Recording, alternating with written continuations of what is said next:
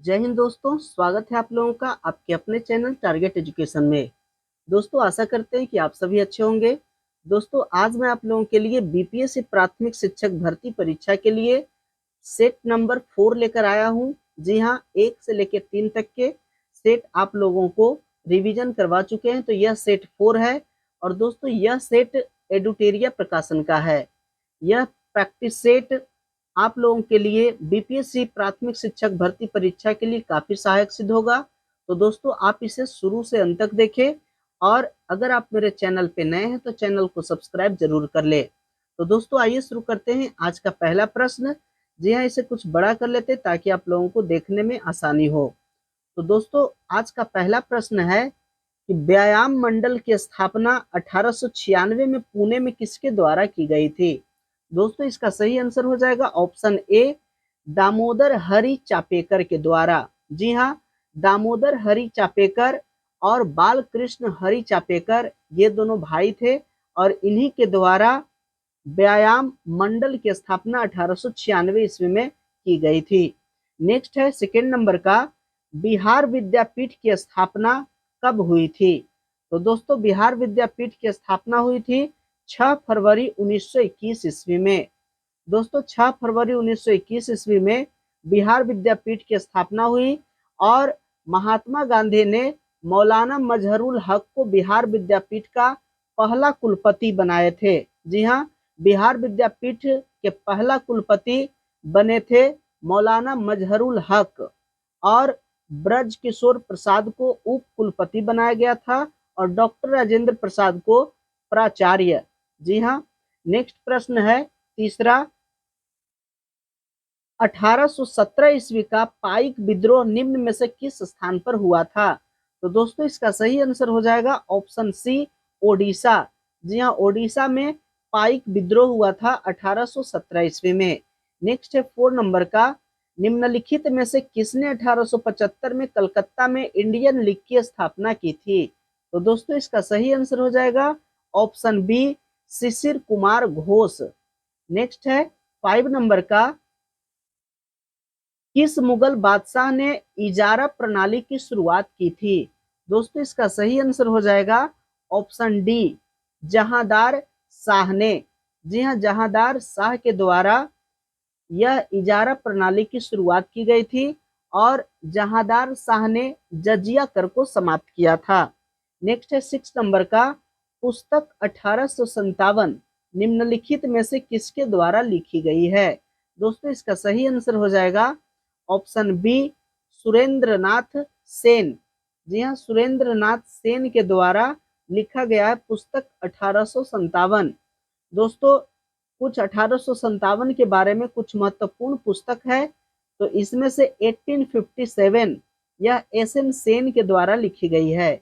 जी हाँ, 1857 S N Sen के द्वारा लिखी गई है, और college of the Indian mutiny sir Syed Ahmad Khan के द्वारा लिखा गया है। नेक्स्ट है 7 नंबर का, स्वतंत्रता आंदोलन के दौरान दिल्ली घोषणा पत्र कब जारी किया गया था। तो दोस्तों, इसका सही आंसर हो जाएगा ऑप्शन बी, 1929 ईस्वी में। नेक्स्ट है 8 नंबर का, वर्ष 1916 में भारतीय महिला विश्वविद्यालय की स्थापना किसने की थी। इसका सही आंसर हो जाएगा डीके कर्वे। जी हाँ, डीके कर्वे के द्वारा भारतीय महिला विश्वविद्यालय की स्थापना की गई थी, इसलिए सही आंसर होगा ऑप्शन सी। 9 नंबर का, महात्मा गांधी और जवाहरलाल नेहरू की पहली मुलाकात हुई थी कहाँ। जी हाँ, कब हुई थी। इसका सही आंसर हो जाएगा ऑप्शन ए, लखनऊ अधिवेशन 1916 में। जी हाँ, लखनऊ अधिवेशन जब हुआ था 1916 में, तो महात्मा गांधी और जवाहरलाल नेहरू की पहली मुलाकात हुई थी। और दोस्तों, ये दोनों नेता 26 दिसंबर 1916 ईस्वी को ये दोनों पहली बार चार बाग रेलवे स्टेशन पर मिले थे। नेक्स्ट है 10 नंबर का, कि इंडिया डिवाइडेड पुस्तक किसने लिखी है। जी हाँ, इंडिया डिवाइडेड। तो दोस्तों, इसका सही आंसर हो जाएगा इंडिया डिवाइडेड लिखा गया है डॉक्टर राजेंद्र प्रसाद के द्वारा। जी हाँ, डॉक्टर राजेंद्र प्रसाद के द्वारा लिखा गया है इंडिया डिवाइडेड, इसलिए सही आंसर होगा ऑप्शन बी। नेक्स्ट है 11 नंबर का 11 नंबर का प्रश्न है, भारत के लिए पहला संवैधानिक सुधारों पर श्वेत पत्र किसके द्वारा तैयार किया गया था? इसका सही आंसर हो जाएगा ऑप्शन डी, साइमन कमीशन के द्वारा। नेक्स्ट है 12 नंबर का, सहायक गठबंधन सहायक गठबंधन प्रणाली के उपयोग को किसने तैयार और परिपूर्ण किया था? तो दोस्तों इसका सही आंसर हो जाएगा ऑप्शन डी, लॉर्ड वेलेजली ने। जी हाँ, लॉर्ड वेलेजली सहायक गठबंधन प्रणाली का उपयोग किया था। नेक्स्ट है 13 नंबर का, हंटर कमीशन की रिपोर्ट में किस क्षेत्र पर विशेष बल दिया गया था? तो दोस्तों इसका सही आंसर हो जाएगा ऑप्शन सी, प्राथमिक शिक्षा पर। नेक्स्ट है 14 नंबर का, महात्मा गांधी द्वारा सविनय अवज्ञा आंदोलन किस वर्ष शुरू किया गया था? तो दोस्तों सविनय अवज्ञा आंदोलन जो हुआ था 1930 ईस्वी में हुआ था, इसलिए सही आंसर होगा ऑप्शन ए। नेक्स्ट है 15 नंबर का, कि दूसरे गोलमेज सम्मेलन के समय निम्नलिखित में से कौन भारत का वायसराय था? तो दोस्तों इसका सही आंसर हो जाएगा ऑप्शन बी, लॉर्ड वेलिंगटन। जी हाँ, लॉर्ड वेलिंगटन दूसरे गोलमेज सम्मेलन के समय भारत का वायसराय था। और दोस्तों दूसरा गोलमेज सम्मेलन 7 सितंबर 1931 से 1 दिसंबर 1931 ईस्वी तक हुआ था। नेक्स्ट है 16 नंबर का, निम्नलिखित में से कौन सी घटना पहले घटित हुई थी? जी हाँ, कौन सी घटना पहले घटित हुई थी? तो इसका सही आंसर हो जाएगा ऑप्शन डी, लखनऊ समझौता। जी हाँ, लखनऊ समझौता जो हुआ था ये 1916 ईस्वी में हुआ। और खिलाफत आंदोलन की शुरुआत हुआ था 1917 ईस्वी में। और गांधी इरविन पैक्ट यह 1931 ईस्वी में हुआ। और साइमन कमीशन का बहिष्कार 1928 ईस्वी में हुआ। तो इस प्रकार से जो पहले घटना घटी वह लखनऊ समझौता 1916 में, इसलिए सही आंसर होगा ऑप्शन डी। नेक्स्ट है 17 नंबर का, कि अस्पृश्यता की बुराई के उन्मूलन के लिए अस्पृश्यता विरोधी लीग की स्थापना किसने की थी? दोस्तों इसका सही आंसर हो जाएगा option D, Mahatma Gandhi. Next है 18 नंबर का, भूदान आंदोलन किसके द्वारा शुरू किया गया था? दोस्तों इसका सही आंसर हो जाएगा Vinoba Bhave, option D. Next है 19 नंबर का, कि अंग्रेजों के खिलाफ भारतीय नौसेना विद्रोह किस वर्ष हुआ था? तो अंग्रेजों के खिलाफ जो भारतीय नौसेना विद्रोह हुआ वह हुआ था 1946 ईस्वी में, इसलिए सही आंसर होगा ऑप्शन सी। नेक्स्ट है 20 नंबर का, निम्न में से कौन सा कथन असत्य है? तो दोस्तों असत्य कथन है ऑप्शन डी। जी ऑप्शन डी कहता है कि हड़प्पा सभ्यता के बर्तनों पर केवल काले रंग की चित्रकारी की गई थी, यह असत्य है। नेक्स्ट है 21 नंबर का, कि किस वेद में वर्ण शब्द का पहली बार उल्लेख मिलता है? दोस्तों इसका सही आंसर हो जाएगा ऑप्शन सी, ऋग्वेद में। दोस्तों ऋग्वेद जो है वह सबसे पुराना वेद है। नेक्स्ट है 22 नंबर का, राजधानी को पाटलिपुत्र से वैशाली किसने स्थानांतरित किया था? जी हाँ, वैशाली पाटलिपुत्र से वैशाली स्थानांतरित कर दिया था किसने? इसका सही आंसर हो जाएगा शिशुनाग ने। जी हाँ, शिशुनाग, ऑप्शन बी। नेक्स्ट है 23 नंबर का, कि गुप्त काल के दौरान अदालतों की भाषा क्या थी? दोस्तों इसका आंसर है संस्कृत, यानी ऑप्शन ए। जी हाँ, गुप्त काल के दौरान अदालतों की भाषा संस्कृत थी।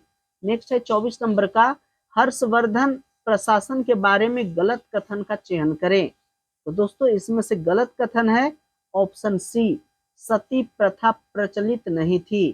तो हर्षवर्धन के शासनकाल में सती प्रथा उस समय प्रचलित थी, इसलिए यहाँ पर यह गलत कथन है ऑप्शन सी। नेक्स्ट है 25 नंबर का, प्रथम मानव जीवाश्म भारत की किस नदी घाटी से प्राप्त हुआ था? इसका सही आंसर हो जाएगा ऑप्शन सी, नर्मदा घाटी से। नेक्स्ट है 26 नंबर का, प्रसिद्ध नाटक मृच्छकटिकम किसने लिखा था?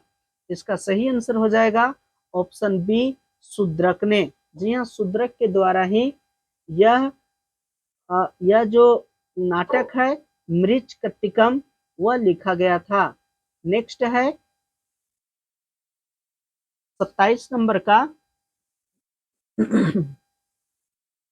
गुजरात में चालुक्य वंश की स्थापना किसने की थी? इसका सही आंसर हो जाएगा ऑप्शन ए मूलराज प्रथम ने। नेक्स्ट है 28 नंबर का नैनार कौन थे? नैनार कौन थे? इसका सही आंसर हो जाएगा ऑप्शन ए वह शैव थे। जी हाँ, शैव यानी कि शिव के उपासक। नेक्स्ट है 29 नंबर का कि निम्नलिखित में से किस सुल्तान ने जील ए इलाही की उपाधि धारण की थी? इसका सही आंसर हो जाएगा ऑप्शन ए बलबन ने। जी हाँ, बलबन जील ए इलाही की उपाधि को धारण किया था। नेक्स्ट है 30 नंबर का गुलाम वंश का अंतिम सुल्तान कौन था? तो दोस्तों गुलाम वंश का जो अंतिम सुल्तान था वह था कैकुबाद। जी हाँ, कैकुबाद गुलाम वंश का अंतिम शासक था। और गुलाम वंश का जो संस्थापक थे कुतुबुद्दीन ऐबक। दोस्तों यह 1206 ईस्वी से 1290 ईस्वी तक इसका शासन रहा। 1206 से 1290 ईस्वी तक गुलाम वंश का शासन रहा, जिसमें प्रथम शासक यानी संस्थापक कुतुबुद्दीन ऐबक और अंतिम कैकुबाद। नेक्स्ट है 30 नंबर का 31 नंबर का प्रश्न है औरंगजेब के आदेश पर किस सिख गुरु को फांसी की सजा दी गई थी? दोस्तों इसका सही आंसर है ऑप्शन ए तेग बहादुर को। जी हाँ, गुरु तेग बहादुर को औरंगजेब फांसी दिलवाया था। नेक्स्ट है 32 नंबर का निम्नलिखित में से कौन सी घटना सबसे पहले घटित हुई थी? इसका सही आंसर हो जाएगा ऑप्शन ए खानवा की लड़ाई। जी हाँ, खानवा की लड़ाई, यह लड़ाई बाबर और राणा सांगा के बीच हुआ था और यह हुआ था 1527 ईस्वी में। जी हाँ, 1527 ईस्वी में हुआ था खानवा की लड़ाई बाबर और राणा सांगा के बीच। और घाघरा की लड़ाई हुआ था 1529 ईस्वी में। जी हाँ, 1529 ईस्वी में बाबर और महमूद लोदी के बीच चौसा का युद्ध। जी हाँ, चौसा का युद्ध जो हुआ था यह हुआ था 1540 ईस्वी में। यह लड़ाई हुमायूं और शेरशाह सूरी के बीच हुआ था। और कनौज की लड़ाई जो हुआ था यह हुआ था कनौज की लड़ाई 1540 ईस्वी में। जी हाँ, 1540 ईस्वी में हुआ था हुमायूं और शेरशाह सूरी के बीच। तो इसमें से जो पहले घटना घटा वह खानवा की लड़ाई 1527 ईस्वी में, इसलिए इसका सही आंसर होगा ऑप्शन ए। नेक्स्ट है 33 नंबर का दादा साहब फाल्के अंतर्राष्ट्रीय फिल्म समारोह 2023 में किस फिल्म को फिल्म ऑफ द ईयर चुना गया? जी हाँ, 2023 में फिल्म ऑफ द ईयर किसे चुना गया? इसका सही आंसर होगा ऑप्शन बी RRR यानी कि 3R। जी हाँ, 3R को चुना गया film of the year 2023। Next है 34 नंबर का कि किस IIT संस्थान द्वारा समुद्र की लहरों से बिजली बनाने के लिए सिंधुजा नामक ओशियन वेव एनर्जी कन्वर्टर विकसित किया गया है? तो दोस्तों इसका सही आंसर हो जाएगा ऑप्शन ए IIT मद्रास के द्वारा। जी हाँ, IIT मद्रास के द्वारा यह समुद्र की लहरों से बिजली बनाने की एक एनर्जी कन्वर्टर विकसित किया गया है ताकि लहरों से बिजली बन सके। नेक्स्ट है 35 नंबर का कि इनमें से कौन सा उपग्रह नासा और इसरो द्वारा संयुक्त रूप से विकसित किया गया है? तो दोस्तों इसका सही आंसर हो जाएगा ऑप्शन ए निसार। जी हाँ, निसार नासा और इसरो दोनों के द्वारा संयुक्त रूप से इसे विकसित किया गया है। नेक्स्ट है 36 नंबर का भारत अंडर 19 महिला क्रिकेट टीम ने फाइनल में किस टीम को हराकर पहला T20 वर्ल्ड कप जीता है? तो दोस्तों इसका सही आंसर हो जाएगा ऑप्शन सी इंग्लैंड। जी हाँ, इंग्लैंड के टीम को हरा करके भारत अंडर 19 महिला क्रिकेट टीम ने फाइनल में जीत हासिल किया, वह भी पहला T20 वर्ल्ड कप महिला का। नेक्स्ट है 37 नंबर का, निम्न में से किसे वन्य जीव संरक्षण पुरस्कार 2023 दिया गया है? तो दोस्तों इसका सही आंसर हो जाएगा ऑप्शन ए, आलिया मीर को। जी हाँ, आलिया मीर को वन्य संरक्षण पुरस्कार 2023 दिया गया है। नेक्स्ट है 38 नंबर का, फरवरी 2023 में रक्षा क्षेत्र के एशिया के सबसे बड़े एयर शो एरो इंडिया के 14वें संस्करण का आयोजन कहाँ किया गया है? तो दोस्तों इसका सही आंसर हो जाएगा ऑप्शन सी, बेंगलुरु में। नेक्स्ट है 39 नंबर का, कि जनवरी 2023 में चुनाव आयोग ने बिहार के स्टेट आइकॉन किसे नियुक्त किया गया है? तो दोस्तों इसका सही आंसर हो जाएगा ऑप्शन ए, मैथिली ठाकुर को। जी हाँ, मैथिली ठाकुर को 2023 चुनाव आयोग ने बिहार के स्टेट आइकॉन के रूप में नियुक्त किया है। नेक्स्ट है 40 नंबर का, कि बिहार का चौथा कृषि रोड मैप कब से लागू किया गया है? तो दोस्तों सही आंसर हो जाएगा ऑप्शन बी, 1 अप्रैल 2023 से। नेक्स्ट है 41 नंबर का, फरवरी 2023 में किस देश ने भीषण ऊर्जा संकट के बीच राष्ट्रीय आपदा घोषित की है?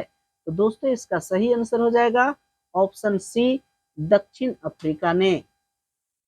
नेक्स्ट है 42 नंबर का, भारत का दूसरा एवं बिहार का पहला वानिकी कॉलेज किस जिला में खोला गया है? इसका सही आंसर हो जाएगा ऑप्शन डी, मुंगेर में। जी हाँ, मुंगेर में भारत का दूसरा और बिहार का पहला वानिकी कॉलेज खोला गया है।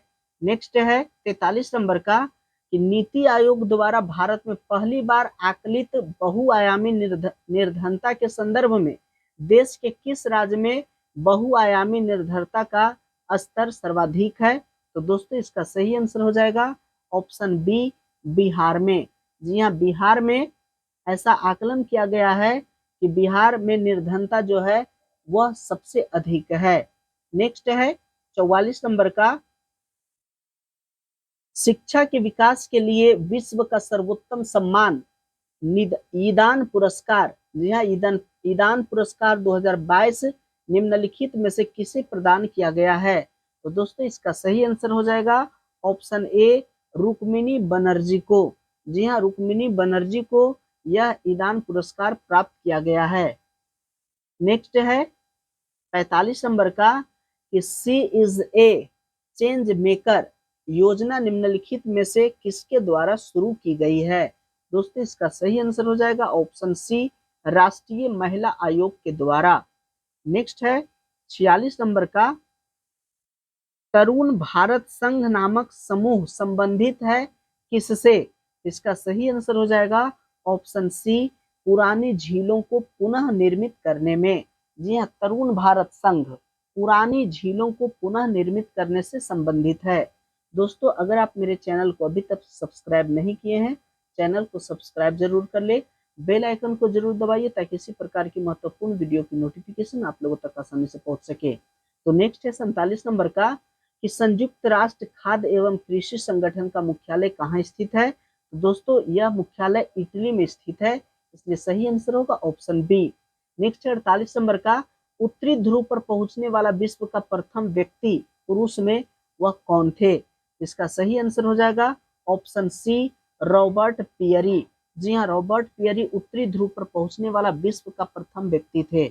नेक्स्ट है 49 नंबर का, कि निम्नलिखित में से किस रंग के प्रकाश का पौधों द्वारा तीव्र अवशोषण होता है?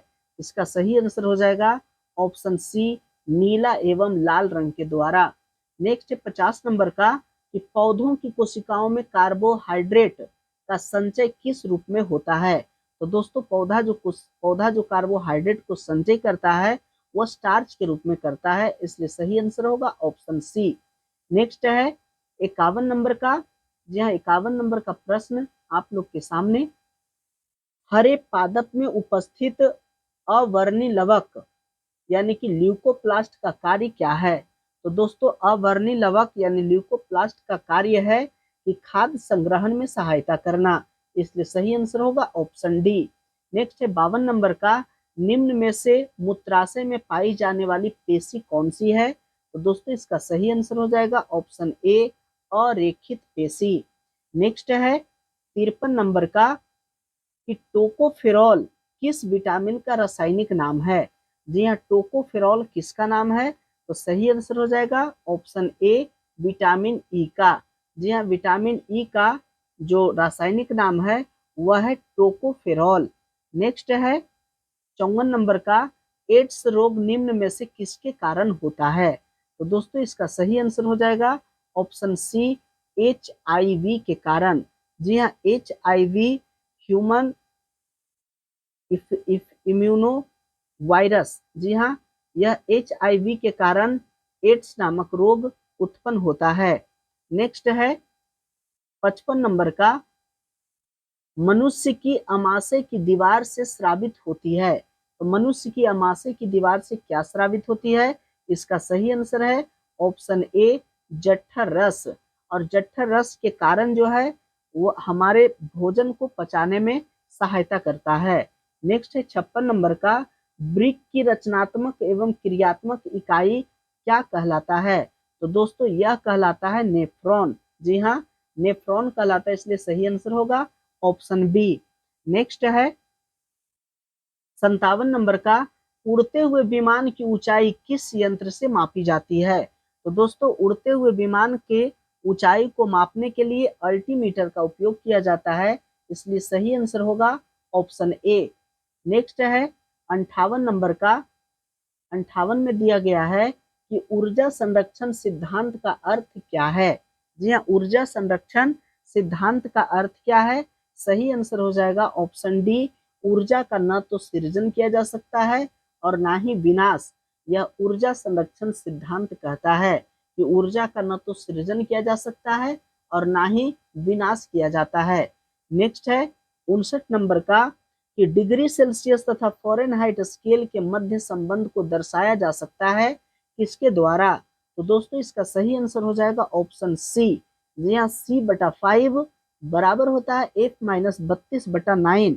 इससे डिग्री सेल्सियस और फ़ारेनहाइट के बीच संबंध को दर्शाया गया है। नेक्स्ट है 60 नंबर का, कि वायु दाब मापी के पाठ्यांक में अचानक गिरावट निम्नलिखित में से किसका संकेत है?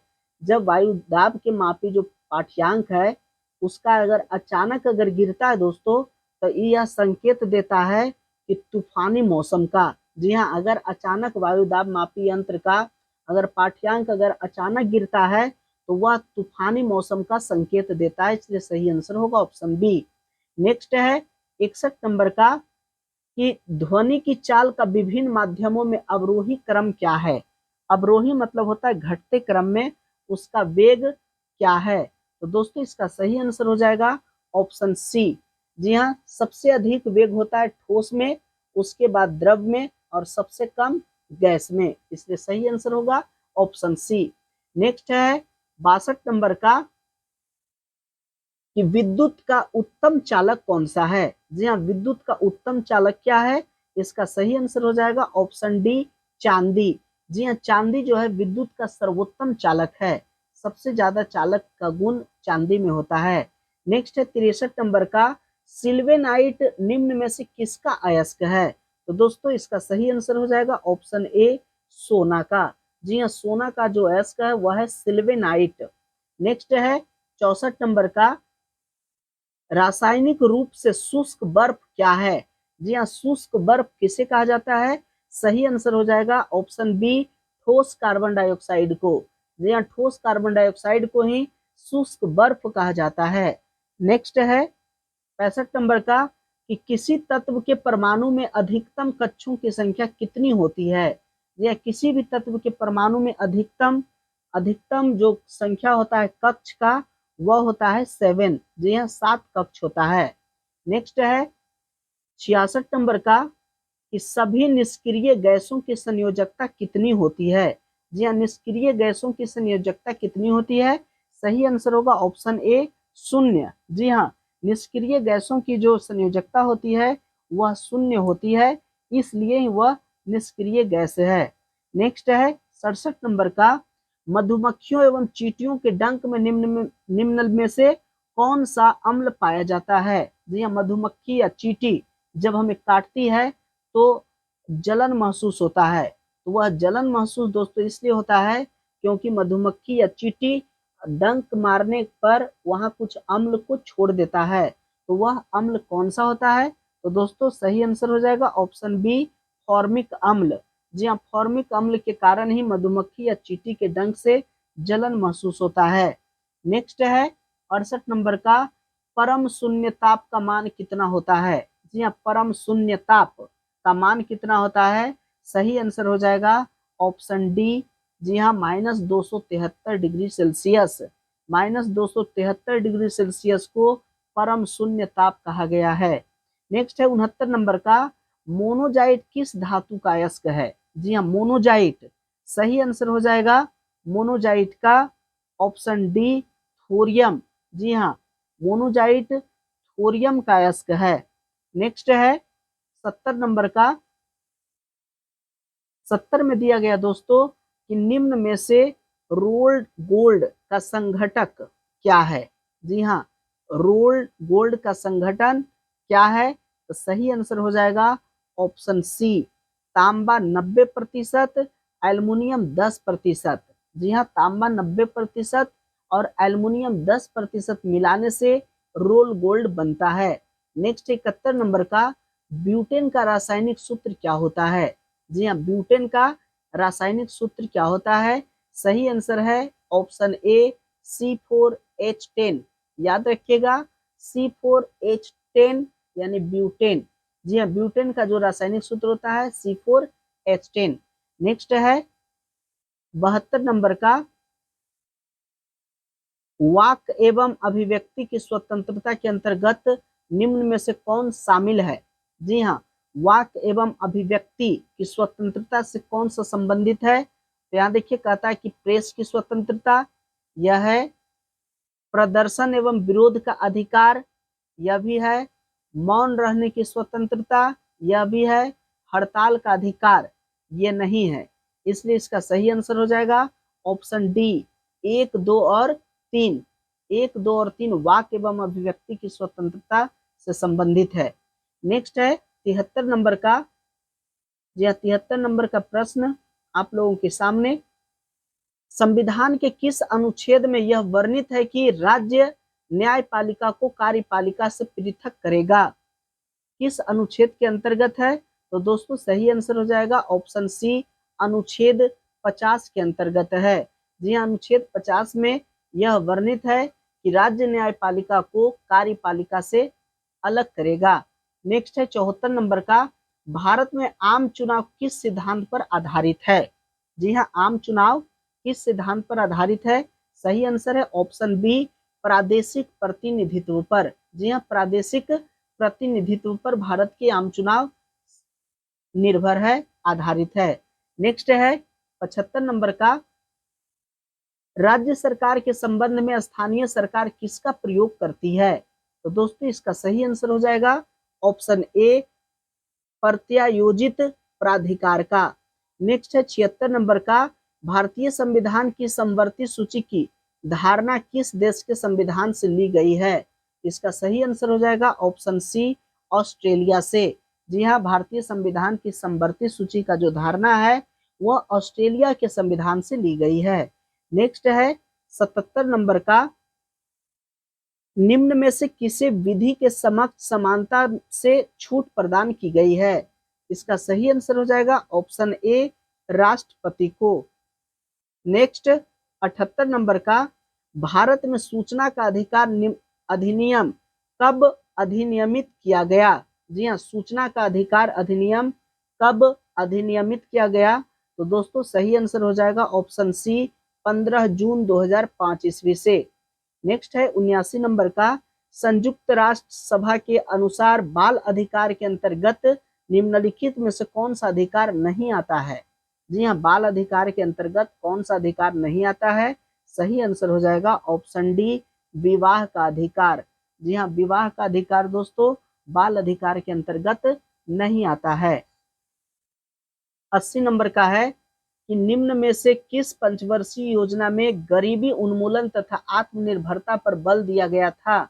इसका सही आंसर हो जाएगा ऑप्शन सी, पांचवी पंचवर्षीय योजना में। जी हाँ, पांचवी पंचवर्षीय योजना में गरीबी उन्मूलन तथा आत्मनिर्भरता पर बल दिया गया था। और यह पांचवी जो पंचवर्षीय योजना था दोस्तों, यह था 1974 से 1979 ईस्वी तक। 1974 से 1979 ईस्वी तक था पांचवी पंचवर्षीय योजना का कार्यकाल। नेक्स्ट है 81 नंबर का, लघु उद्योगों के लिए उच्चतम वित्त निकाय कौन सा है? जी हाँ, लघु उद्योग के लिए उच्चतम वित्त निकाय कौन सा है? सही आंसर हो जाएगा ऑप्शन बी, SIDBI। जी हाँ, SIDBI इसका फुल फॉर्म होता है small industries development bank of India. जी हाँ, SIDBI का फुल फॉर्म होता है small industries development bank of India. Next है 82 नंबर का,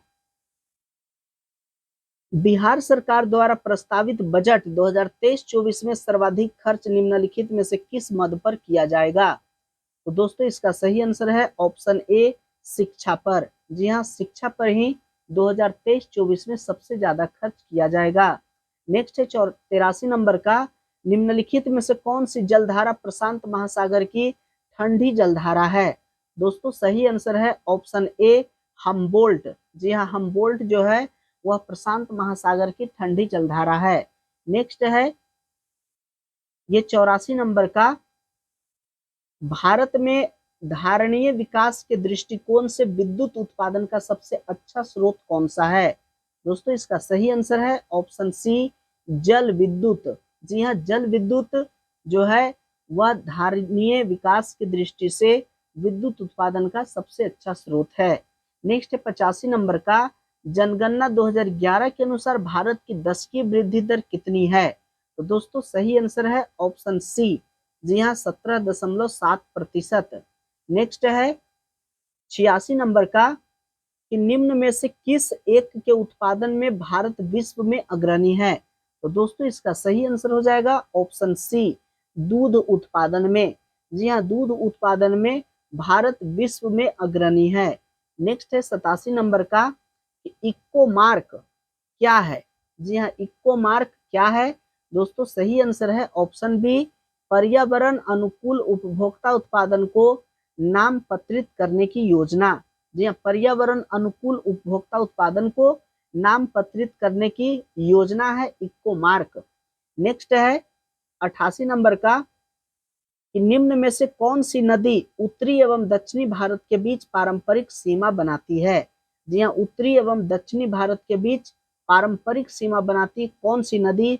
सही आंसर हो जाएगा ऑप्शन डी, नर्मदा नदी। जी हाँ, नर्मदा नदी के उद्गम स्थल है अमरकंटक की पहाड़ी, और यह उत्तर में विंध्याचल पर्वत एवं दक्षिण में सतपुड़ा की पहाड़ी के बीच यह प्रवाहित होती है। इस कारण से इसे उत्तर एवं दक्षिण भारत के बीच की पारंपरिक सीमा रेखा के अंतर्गत जाना जाता है। नेक्स्ट है 89 नंबर का, कि भारत का कौन सा स्थान है जहां बंगाल की खाड़ी अरब सागर तथा हिंद महासागर में मिलते हैं? तो दोस्तों इसका सही आंसर हो जाएगा ऑप्शन ए, कन्याकुमारी। जी हाँ, कन्याकुमारी ऐसा स्थान है जहां पर बंगाल की खाड़ी अरब सागर तथा हिंद महासागर में मिलते हैं। नेक्स्ट है 90 नंबर का, निम्नलिखित में से कौन एक सुमेलित नहीं है? जी हाँ, कौन सा है जो सुमेलित नहीं है? इसका सही आंसर हो जाएगा ऑप्शन ए, नाथुला दर्रा अरुणाचल प्रदेश, यह सुमेलित नहीं है। जी हाँ, नाथुला दर्रा सिक्किम में है। जी हाँ, नाथुला दर्रा दोस्तों सिक्किम में है, इसलिए यह सही नहीं है। बाकी देखिए, लिपुलेख दर्रा उत्तराखंड में है, रोहतांग दर्रा हिमाचल प्रदेश में है, पालघाट दर्रा केरल में है। तो नाथुला दर्रा यह अरुणाचल प्रदेश में नहीं है, सिक्किम में, इसलिए सही आंसर होगा ऑप्शन ए। नेक्स्ट है 91 नंबर का, भारत में निम्नलिखित राज्यों में से किसकी तट रेखा सबसे लंबी है? दोस्तों इसका सही आंसर हो जाएगा ऑप्शन डी, गुजरात का। जी हाँ, गुजरात के तट रेखा सबसे ज्यादा लंबी है। 7,516.6 किलोमीटर, 7,516.6 किलोमीटर जो है वह गुजरात के तटरेखा की लंबाई है, जो कि भारत के सबसे लंबी तटरेखा वाली राज्य है। नेक्स्ट है 92 नंबर का, निम्नलिखित नदियों में से किसको दक्षिण की गंगा कहा जाता है? जी हाँ, दक्षिण की गंगा, जी हाँ, कावेरी को कहा जाता है, इसलिए सही आंसर होगा ऑप्शन ए, कावेरी। नेक्स्ट है 93 नंबर का, निम्नलिखित में से कौन सी फसल मृदा को नाइट्रोजन से भरपूर कर देती है? दोस्तों सही आंसर होगा ऑप्शन डी, मटर। जी हाँ, मटर का जो पौधा है वह मृदा में नाइट्रोजन को भरपूर मात्रा देती है। नेक्स्ट है 94 नंबर का, संसार का सबसे बड़ा मरुस्थल कौन सा है? तो दोस्तों संसार का सबसे बड़ा मरुस्थल है सहारा, इसलिए सही आंसर होगा ऑप्शन सी। नेक्स्ट है 95 नंबर का, जी हाँ 95 नंबर का प्रश्न, निम्नलिखित में से किस एक देश में पंपास घास के मैदान स्थित है? दोस्तों सही आंसर हो जाएगा ऑप्शन सी, अर्जेंटीना में। जी हाँ, अर्जेंटीना में पंपास घास के मैदान स्थित है। नेक्स्ट 96, जैव विविधता के संदर्भ में भारत में निम्नलिखित में से कौन सा क्षेत्र हॉट स्पॉट माना जाता है? जी हाँ, हॉट स्पॉट कौन सा क्षेत्र माना जाता है? सही आंसर हो जाएगा ऑप्शन ए, अंडमान निकोबार द्वीप समूह। जी अंडमान निकोबार द्वीप समूह को हॉट स्पॉट नाम दिया गया है। नेक्स्ट है 97 नंबर का, निम्नलिखित महाद्वीपों में से किसमें देश की संख्या अधिकतम है? जी हाँ, कौन सा महाद्वीप में सबसे ज्यादा जनसंख्या है? सही आंसर हो जाएगा ऑप्शन ए, अफ्रीका। जी हाँ, अफ्रीका में सबसे ज्यादा देशों की संख्या है। जी हाँ, अफ्रीका महादेश में सबसे ज्यादा देशों की संख्या है, क्योंकि अफ्रीका में 54 देश है।